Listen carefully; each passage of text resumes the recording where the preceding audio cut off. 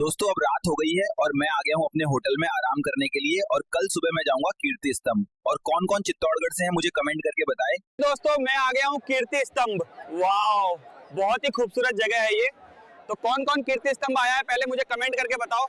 दोस्तों चित्तौड़गढ़ घूमने के बाद मैं जाऊंगा बाबा से मिलने कैंची धाम। बहुत ही शांति वाली जगह है। कल सुबह की ट्रेन है मेरी, यहाँ से अलविदा रीना खटवानी। दोस्तों सुबह हो गई है और मैं आ गया हूँ चित्तौड़गढ़ रेलवे स्टेशन और यहाँ से जाऊंगा नैनीताल में कैंची धाम बाबा से मिलने और वहां जाने से मिलेगी मन को शांति। फाइनली मैं ट्रेन में बैठ चुका हूं और अब बस इंतजार है कैंची धाम पहुंचकर नीम करौली बाबा के आश्रम के दर्शन करूं। काफी समय से सोच रहा था जाने की और आज वो दिन भी आ गया।